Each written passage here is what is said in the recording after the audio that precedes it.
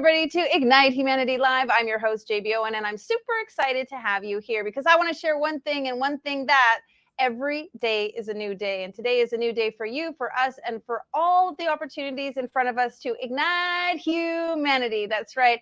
This show is all about ways that you and I and everyone we know can ignite humanity and move the needle forward in a way that allows us to empower ourselves and empower each other. That's right. Why a show about igniting humanity? Well, I got to tell you that when I say igniting humanity and I talk about igniting humanity, people lean in. They're actually very inspired by the concept that we all need to work together to ignite humanity, to help and support and empower one another to do the best things that we can so that we have a future for ourselves and for our children. So this show is all about ways that you can ignite humanity, things that you can do in your life, little tiny incremental things that you can do to move humanity forward. It doesn't have to be big and huge and grand. It just has to make an impact. And when you make an impact on someone else, you make an impact that creates a ripple effect around the globe. In fact, we have 7 powerful Ignite Humanity principles. And today we're going to be talking about number 5. It says, empower self to empower others, to empower themselves. Now think about that. When you empower yourself, you actually give the other people the ability to empower themselves. And that's a really powerful ripple effect that we can create, that we can empower ourselves, that allows others to empower themselves, that allows others to empower everyone. Can you see how that can actually happen when we work together and we come together through community and collaboration? Now, one of the ways that I love to share that people come together is through heartfelt stories. In fact, I call them ignite moments, those powerful moments that change you, that redefine you, that kind of wake you up. And those ignite moments actually bring us connected closer to one another, and they allow us to feel more connected. In fact, it doesn't matter the color of our skin, where we live, how much money we have in our pocket, our gender, anything like that. It's our heartfelt stories that make us feel more connected to each other. And we see past our differences and actually find our commonality through hearing our stories. So it's a very powerful thing. And what I believe is the more stories I can share with you, the more people I can expose to you, the more fabulous ignite moments that I can let you see how people have overcome difficulties in their life to do something that actually is in turn igniting humanity, the more you will be inspired to do the same.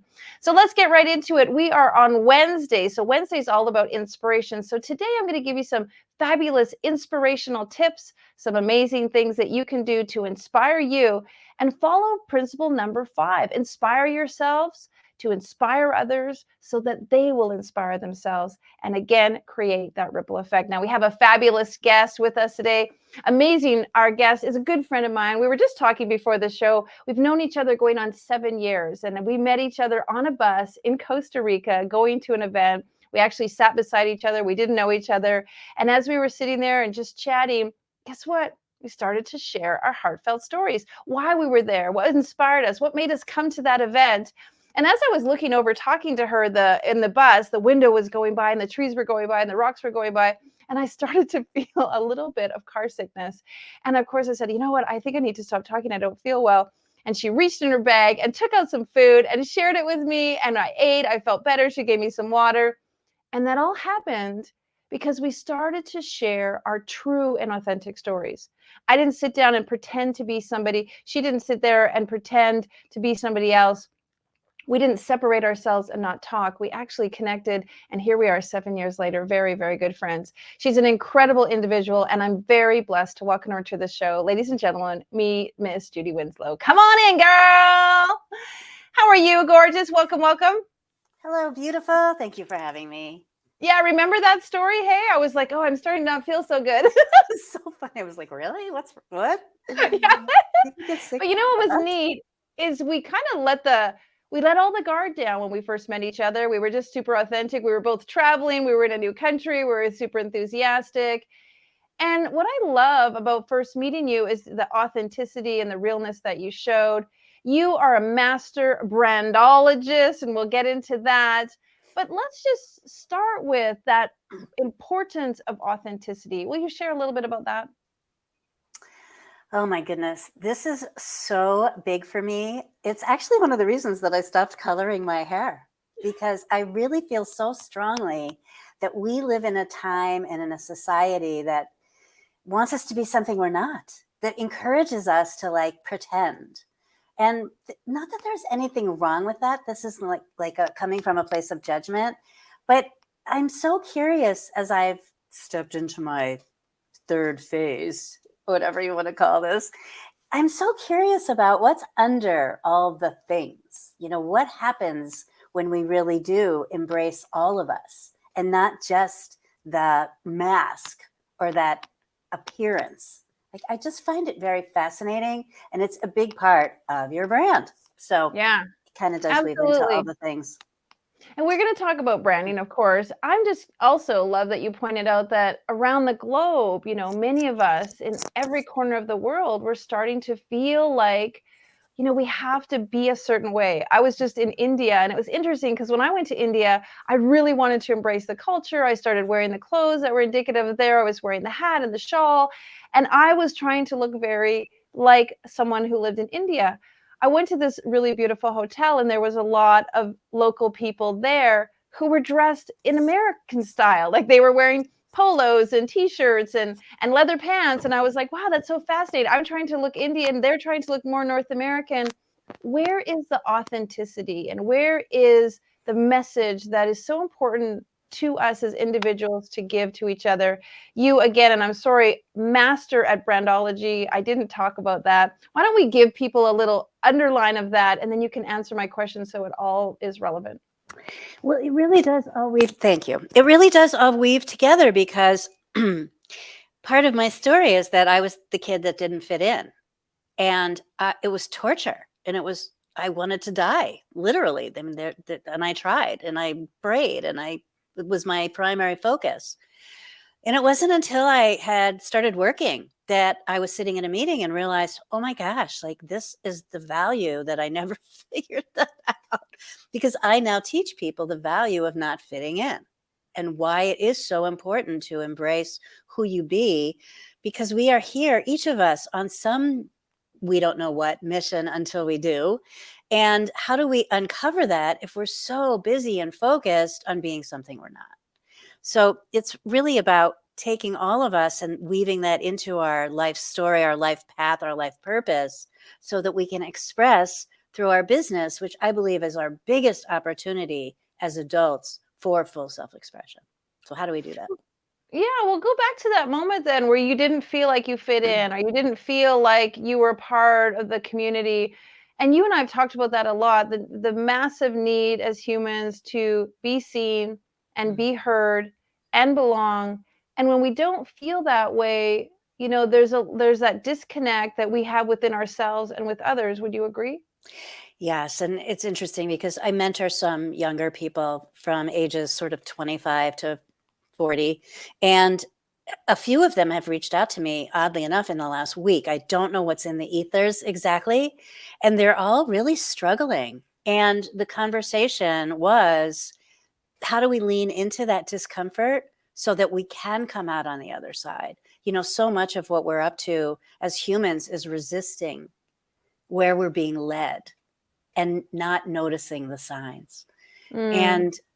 And I did it too, right? It's not uncommon. It's what we do with it that matters. Yeah, I feel you. I mean, that's the whole reason why we wanted to create this show, is because people are feeling the wobble, I call it. They're unsure. There's like this not stability, this not stable ground underneath them and behind them. They're not feeling the same sense of what's possible. One of our principles of raise the consciousness of what's possible. But when you're chatting with them, give us some inspiration. What do you say to them? What can you say to us? What can you say to the viewers? Well, part of it is really, I think, acknowledging that there, as you just mentioned, I think there's something going on in the collective consciousness, right? We've had this very difficult period, unprecedented, hello. And the energy in the world is very off right now. It's off. And we personalize that, especially those of us that are super sensitive and empaths. We think it's us, but it really is just out there. So how do we integrate into that energy in a way that we can magnetize it, macerate with it, move with it, so that it is of service to ourselves first, because we can't help anybody until we help ourselves. And part of that is really like the willingness to just be curious and lean into this feeling. And it's just when you can make that little shift, it doesn't have to be a big shift. It's so beautiful how we can appreciate not only ourselves, but then what is happening all around us. And then how do we imprint that sense of oneness, that sense of sort of stability, as you just mentioned, because it allows us to get more grounded. So then we can then walk through the world in a different manner because we are now more grounded. Well, you make me remind me of a story. Last summer, I was in Newfoundland, and I was sitting on the beach, and the river was coming down through the mountain and then onto the beach and into the ocean. And it was there was quite a current coming across the beach. But at one point, the water pooled into like a large pool and then created another stream off into the ocean.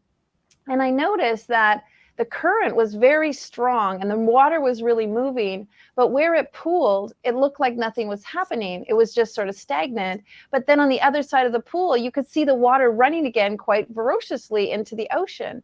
And so there must have been, in my mind, so much current underneath that pool to make its way to create more of a current later. But I watched a leaf come down the stream into the current and then go into the pool and just sort of wander and sort of sit there until eventually it found its way to the rest of the current. And what you said just made me think of that. Like, we have been on a very busy current up until 2020. And now it's like we're almost in a pool. But the interesting thing is, below the water, there is a lot still happening.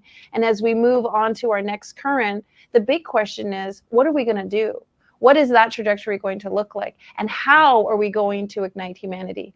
Now, I know you are doing that. You wouldn't be on the show if you weren't. Tell us a little bit about how you feel, and in your lives, you're igniting humanity, and some inspiration for some people who are listening. Well, one of the things, thank you. Well, two things. One is, I love nature, and I recently have been housebound because I had some surgery and I have been having issues with my mobility, and I've started to be able to walk again. Yay! So one of the things that I love to do is I love to walk a few miles a day, and it's just so beautiful here. I'm in Florida. And the other day I was walking, and it was just, I love to look at the sky because the sky changes. And I was sharing this with one of my little peoples, and the clouds were moving. First of all, it was, if you look over here, it was just blue, blue, blue, blue, blue, perfectly clear and wonderful. But if you looked the other way, there were clouds moving through. And it's kind of like what happens in life, right? They come, they go, and we attach all this meaning instead of just saying, oh, there's the clouds, they're coming, they're going. And when we can sort of step back and do that with life, it makes it so much easier. Yeah.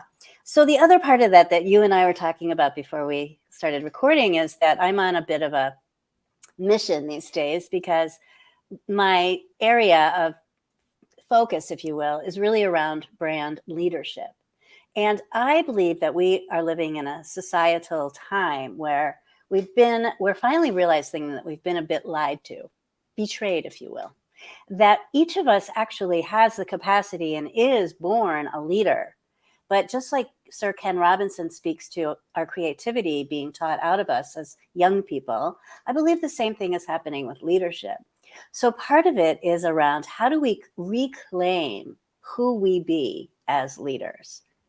Even if it's small, even if it's about what you're making for dinner, or taking your dog across the street, or, leading your classroom of kids down the road. Like, what is it, and what can you identify in your everyday life right now where you are showing up as a leader, so you can understand it, maximize it, and then magnetize more moments where that's possible? Right. And a lot of people don't feel like they're leaders. So it's really important that you brought up those points. Like, we all can be a leader, but many of us feel like, well, first of all, I don't want to lead. What if I do it wrong? What if no one will follow me? Like, we have all of these what ifs. So you're saying that every one of us is a leader, even in the small things that we do. That's right. We don't need to have 1 million followers on TikTok. We don't need to have, like our videos being viewed or our whatever it is that we seem to be so hyper focused on right now, isn't it really more about, I'm a mom who takes care of my kids? Hello, leader, right? It's interesting. About 15 years ago, I applied for this thing in my town that many chambers of commerce have. It's a leadership course that the chambers do. And I thought it was fascinating. I wanted to do some networking. I'm kind of an introvert, but like the bus story, if you put me in a context, I meet people and I'm very available. I'm just really shy. So I applied for this thing. And one of the questions on the form was, when did you first start to be a leader? And it really took me aback. I was like, what are they talking about? I'm not a leader. I just want to take a class. What are you talking about? And then I started reflecting and I started realizing all these moments when I was a kid that I actually did show up in a leadership role. And some of them were intentional and some of them were just because it was fun. Like, I didn't think to myself, well, I'm going to be a leader. Let me see what this feels like. It's just something that occurs. But we diminish ourselves when we don't acknowledge and we don't take the time and the moment to just reflect. And I invite everyone to do so. So when did you last show up as a leader? When did you first show up as a leader? For some people, it's snatching the bottle out of someone else's crib. Well, actually, I was thinking of it. I was in the lineup to get on the plane and, go up to the girl who scans the ticket. And I was like, good morning. And then the next person said, and she's like, good morning. And then the next person said, good morning. And we just started this little chain reaction of saying good morning and acknowledging one another. And that makes me think of even those little things just leads people into doing something differently than I could have just been on tunnel vision or I could have just not been friendly. And so you're right. I mean, it makes me think of all the times we have an opportunity actually to be a leader and have an opportunity to set the tone. And you're right. It doesn't have to be leader like you lead a company or you lead an army or you lead a government, but leader in doing what is best for you or doing what is better than doing it another way. And the next right thing. It's funny. I was walking. So as I mentioned, I walk my neighborhood a lot and I'm dog sitting. So I've been walking and I hadn't for quite a while. And it's Florida in January. So there are quite a few visitors here with visiting doggies and all the things. And our neighborhood is filled with a lot of walkers and a lot of dogs. And I find myself being like, hey, hey, hey. And what I noticed is that I was sharing this with somebody the other day because my neighborhood, through the storm, we just had that gigantic Hurricane Ian. It was so beautiful how everyone rose to the occasion and supported each other and really made sure that everyone was taken care of, myself included. And somebody was telling me that recently that, my neighborhood that would never happen in my neighborhood. And I thought, you know what, even by walking around and being this goofball who's like, hey, how's it going? Hey, nice day, huh? That we are literally generating a very particular energy in our neighborhood that all these visitors find palpable. I so agree. I was at a conference and no one was shaking hands and I just started shaking hands. I mean, it seems crazy to think that there was a time when we all shook hands and maybe it's kind of weird, but shaking hands and just looking someone in the eye then started everybody else. Oh yeah, I forgot we shake hands and we meet each other for the first time. Everyone's been so don't touch each other, but shaking hands and looking people in the eye is really, really, again, powerful way to just start the momentum of connecting with one another. I love that you say that about leaders. And so, folks, ask yourself today, how's a way that you could potentially lead? Now, interestingly enough, on Tuesday of this week, I was in a conference in a mastermind group, and the question of the day was, how do you best show up in leadership? And I actually stopped and paused because I was like, well, do I best show up in leadership when I'm helping my clients? Do I best show up in leadership when I'm on my TV show? Do I best show up in leadership when I'm on stage? And then I started to sort of ask all the right questions. And I finally said, in your heart, instead of thinking about when you're a leader, in your heart, when do you feel like a leader? And I'd love for you to extrapolate on that because you and I are so into the feelings of success, the feelings of authenticity, the feelings of what we can do versus the showmanship of it. Ooh, I love that distinction, darling. That's beautiful. And as Yeah, a brandologist, I like that a lot. how would we show up in our brand? Like you said it at the very beginning, we are all a brand. We who we are is sort of our brand. Maybe you could go into that a little bit, because if we are all a brand and how we show up is what we want to be known for and who we want to be remembered as, Yeah. how does that leadership fit into that? Well, I actually want to tell a story. Interestingly Yes, enough, we this is love about stories. a client of mine, and it's so fascinating because he, as like many people who are founders and leaders of small businesses, is overwhelmed. There's a lot, as you know, there is a lot to do. There's a lot going on, and anytime there's a issue or crisis, and he's in a very high tech business, it's pretty stressful. And he would have times where he would go to work and he'd be pissed off, angry, shall we say. And what he found was that, and we spoke about this a lot, how our energy, it's like when you walk into a party and you walk in and you're like, this party, this is no bueno. This is not going to be good. I'm not going to be here very long. And there are other times that you walk in and you're like, whoa, look at the vibe here, right? And the same thing happens in an office. It's no different. You walk into an office and you step up to that receptionist and you're looking around like, whoa, there's something's going down. And there are other times you can walk in and just feel the embrace of that space. It's not just the embrace of the space, it's also the embrace of the people. Mm. And when he started to become extremely conscious of how his energy was rolling into and affecting his team, he started to work with it and play with it and notice it. And there's been, as you might suspect, a big shift, not only in himself, but in those he interacts with. And it's also allowing him to mentor his team differently, because now he can also share this with them. So when we take charge and we take notice of our own energy, we're actually able to affect more of not only what we desire, but we're also able to lift others as we climb. And ding, ding, ding, because that's the whole mission of the show and mission of Igniting Humanity. When we can take control of ourselves and shift in a way that supports others, then others feel safe to do the same. So he shifted himself, his team members. Now they're going to be more efficient at work, which is ultimately going to impact their customers. Their customers are going to leave and ultimately impact others. And so go home and impact their families. So we can actually see this massive ripple effect in helping others. It even played into his home life, because he started to see, oh my gosh, I'm walking through the door and I've had a tough day. And, my wife gives me the look, the look. And he said, oh my gosh, this is also affecting my children. This is also affecting my relationship and how I be and interact with my wife. And I can change that. I'm in charge of that. And I Very can. inspiring. Yeah, sorry to cut you off. Very inspiring, because what I realize is that, and you're making me think of this, is every moment we actually have the opportunity to be a leader by leading to the best of our ability at that time in that moment, and then even reflecting upon it and how could we lead better the next time. Mm-hmm. Yeah. It's a fascinating experiment, because we're all working with energy all the time, but we forget. Yeah.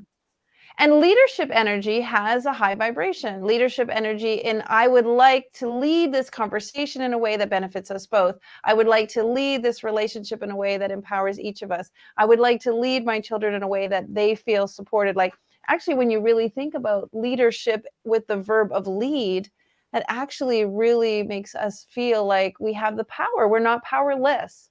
Yes. And that goes right back to your point. What about what's happening in the planet? Right.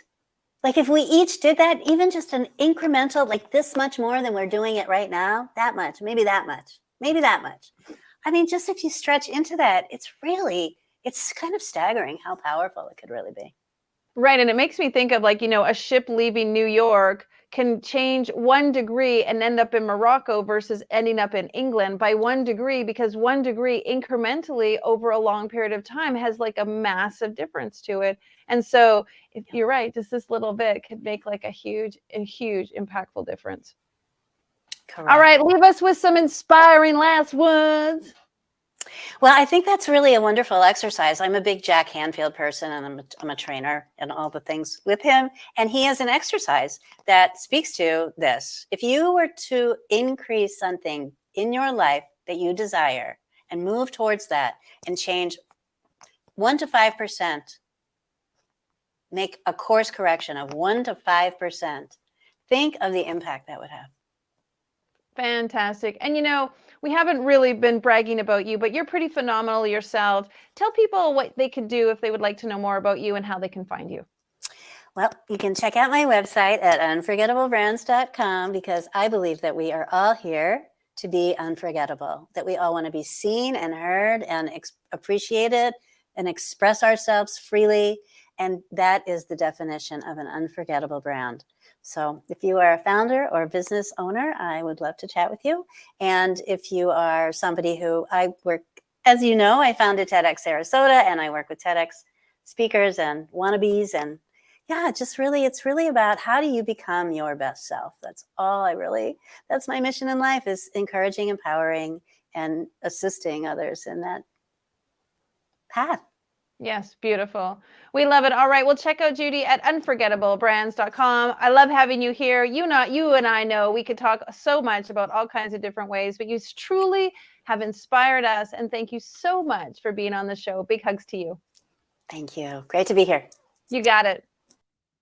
Well, as you can tell, there is not any limit to the things that you can do in being a leader. You can just get up off of your couch, wherever you are, turn off your phone, close your computer, or shut down your iPad and go and be a leader right now in the little tiny ways that you lead. Say hello to somebody, offer a handshake, a hug, hold the elevator door, buy the coffee for the person behind them, go and listen to your kids, make an effort with your spouse, and decide that even if someone is a stranger, you'll say hello to them or make a little bit of effort to brighten their day. That creates momentum, that creates velocity, and that will ignite humanity. Well, if you want to know more what we're up to, you can go to our website and check out all the things that we're doing to ignite humanity. We're doing a book, a docuseries, a documentary, and of course, our Ignite Humanity Live. We have lots of ways that you can get involved and ignite humanity.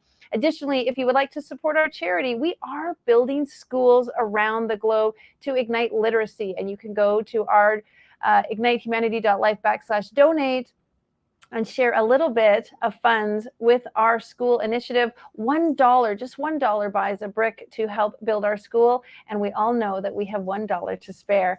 And if you want to see our past episodes or watch a little bit more about what Judy's up to, please go to ignitehumanity.life/watch so you can see all of our past episodes and all the things that we've been doing with our many, many guests. We are here for another 240 days. That's right. Monday through Friday, you can watch us here live on Traverse TV, or you can get our recording on many of our affiliates. We love to hear from you. So if you've got something to share, go to our website and fill out our type form, ignitehumanity.life/share, so you can tell us all about you. All right. Well, that's it for today. We hope you have a great day and go out and ignite somebody's life. Now, more than ever, we need to come together to connect with one another.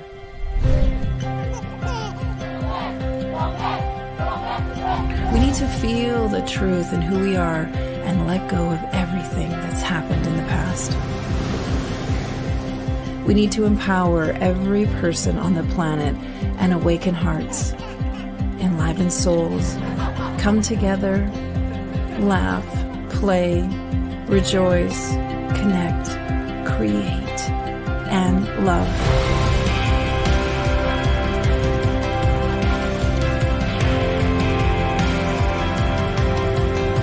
It's time to ignite humanity. We want you to be a part of something that will impact the future for everyone. We want you to tell your story, share your Ignite moment, show people who you truly are.